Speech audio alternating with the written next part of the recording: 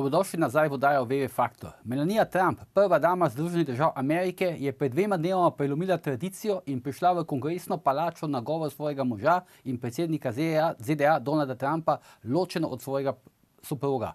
Oblečena v Diorjev hlačni kostim z bluzo Dolce Gabbana je ob vstopu v dvorano požela stoječe ovacije.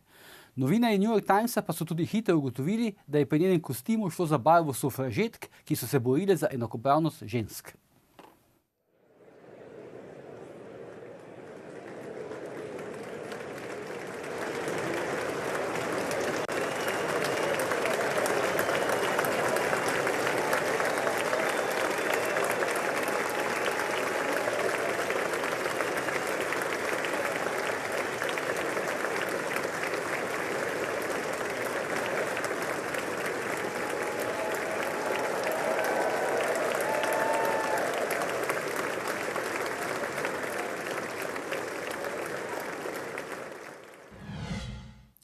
Dejan Kaloh, mariborski novinar, publicist in politik, je bil ob tem očitno več kot navdušen. Takole domoljubno je tvitnil: "Pred Melanijo ni bilo osebe slovenskega rodu, ki bi sredi ameriškega kongresa doživela standing convention, se pravi stoječe ovacije.